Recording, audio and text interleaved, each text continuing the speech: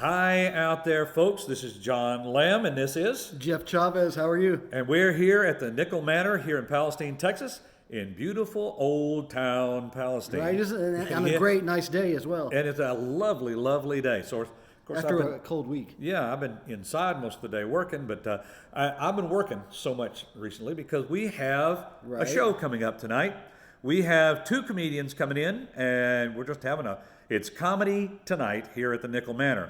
As you can see the backdrop here. Yeah, that's the background. You see the microphone. There's the stage, which I will horribly, badly show you. Special effects. Right. Oh my gosh, we're amazing. Adrian Lucio, who is a local comedian, and Danny Ingalls out of San Antonio will be gracing us with their humor tonight.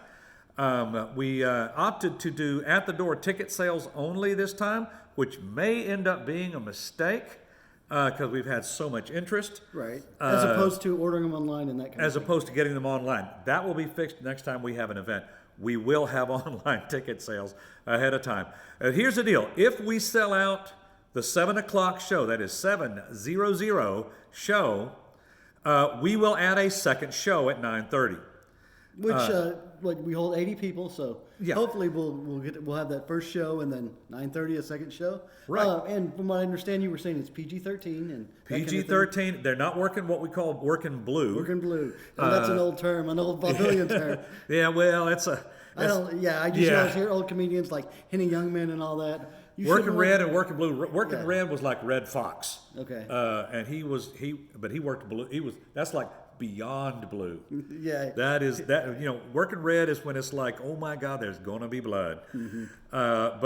No, they're safe for work, shall we say.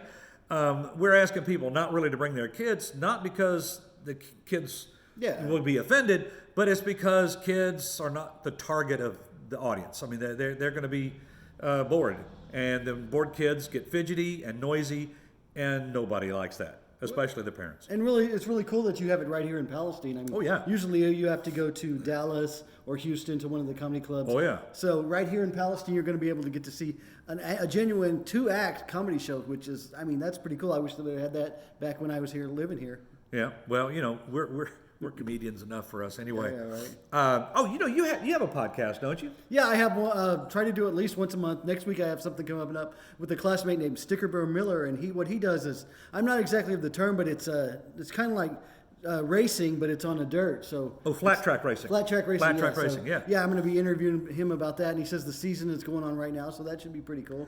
Yeah, that's a pretty cool deal. I've had you as a guest on my podcast, and Cat Powers, and my brother when we talked about Star Wars. So I'm really glad to have this technology here where you don't have to depend on a studio and all this kind of thing just to get yourself out there and make a fool of yourself or whatever. But making a fool of myself is one of the things I do best. Right? You've been doing that for years, ever since you became a young actor. So Every time. Okay, let's see. What else can we talk about? Kirk Douglas is what I wanted to talk about. Kirk Douglas had passed this week. 103. Yeah, it's pretty amazing. We also had a local passing, which most people wouldn't have thought about, but it made the paper, which I thought was good. And it made CBS 19. Oh, it did? Yeah, I just saw an article because it's so much buzz of and I didn't. You live right here close to downtown, so obviously you had. I see him all the time. We had a gentleman who, shall we say, spends most of his life on the street, but a lot of it by choice. He did have several issues. His family says he has mental health issues, but for decades, he and I have been talking and friendly, and he was. I only knew him as Stick. Yeah, right. Stick Man or Stick. Well, just Stick is everything I knew. I mean, I knew Robert and all that, but Stick is what we went by.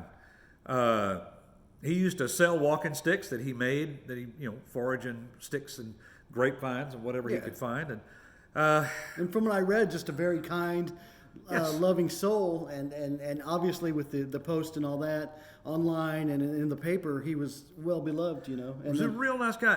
What I find interesting, and I will offend some of you by this, some of you local people, there are a great many people now expressing all this love and charity and all of this sort of stuff that wouldn't give him the time of day when they saw him on the street. They'd cross the other side, look at him suspiciously. And I understand. we are trained from an early age to be wary of strangers, and especially the homeless. Right. And because you never know, and no. But most of these guys are on the street not because of anything they chose to do. And some of them have issues that need doctors and understanding, but not condemnation. And that's not all of them, I understand, but it's an interesting switch because he died outside in our small town. It came to everyone's attention. Mm-hmm.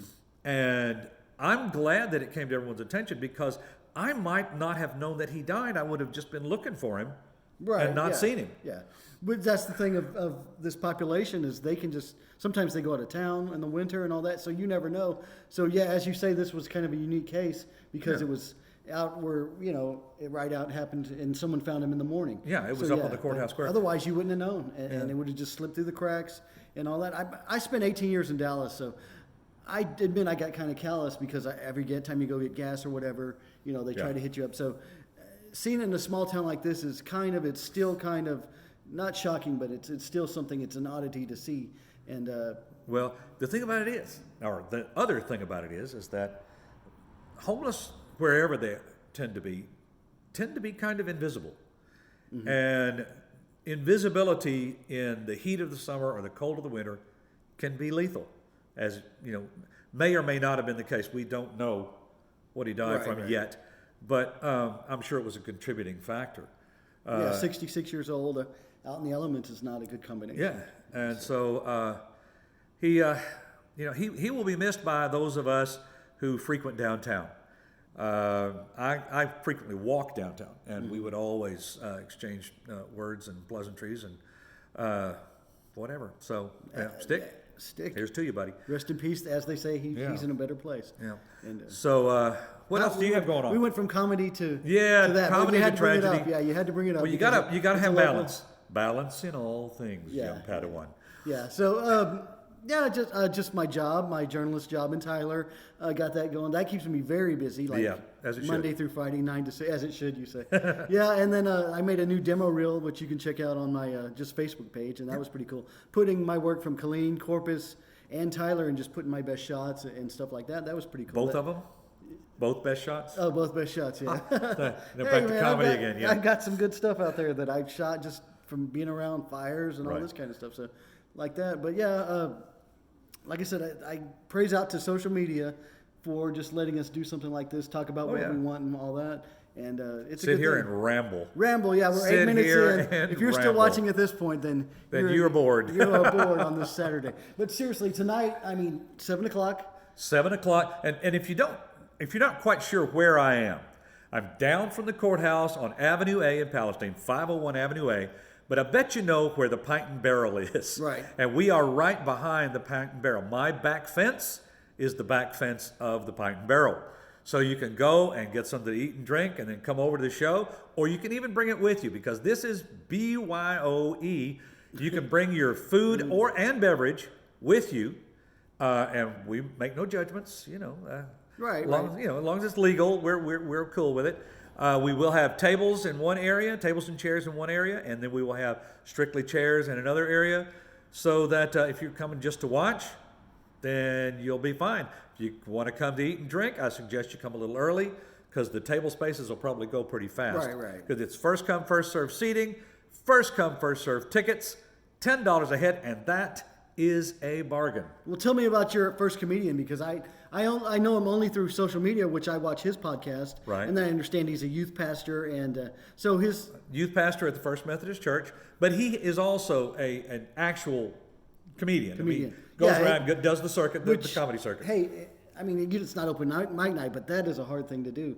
To keep people's attention like that and have them respond to what you say is very hard. Hats off to him. He has stacks of spiral notebooks full of jokes that he's been writing for years and years and years, and he's not that old, so that's a lot of jokes in a short amount of time. He told me that his first actual stand-up experience that caused him to want to be a comedian was in the second grade. Second What did grade. you, who Oh, I'm not gonna. I'm looking on this camera and seeing I got hair sticking up. Okay, I gotta fix I'm my alfalfa toupee. here. Fix my toupee as well. He's probably going to tell that story tonight, so I'm going to okay, I save it. gotcha. I'm not going to give it away. Well, all right, we're kind of running low on time here. Right. So I think that we've put everybody to sleep. They've had a nice nap, so they can come back out. Like I said, if we sell out the first show, just go over to Pint and Barrel, have 2 or 7 beers. Eat some of the finest, food around here. Really, really is. And Scotty is just amazing. And they have some really good beers over there Scotty right now. Mick. And yeah. And then come over here again at 9:30. If the show sells out, I will have a second show. I don't care if I have only 10 people here. We'll do the show again. So let's just go over where and Okay. It is the Nickel Manor, 107. Okay. Let's start that again. Okay. The Nickel Manor, 501 Avenue A in Palestine, Texas, down from the courthouse, right behind Kroger's and right behind the Pint and Barrel. The show starts at 7 o'clock. The house opens at 6. So if you want to, you can get here, eat, and then move chairs, whatever you want to do, whatever you have room to do. Mm-hmm. And the show will last less than 2 hours. And you can come in and have a good old time. Date night, clean show, but a really funny show. I'm looking forward to it. I've seen some samples of these guys. Now, Danny Ingalls, he is a professional. This is what he does for a living. And so hopefully everybody will come and help me make a living off him making a living. only $10. Only $10. You can't beat that with a stick in the summertime. So come on down. If you have any questions, you can actually email me at nickelmanor@hotmail.com. You can text me at 903-391-4367, or you can call me at the same number, but a text would probably do better for you. So, dude, I want to thank you for being here. Jeff? We've got a show to get ready for. I do. I got chairs to put up. So thanks for being here, and you guys enjoy your day.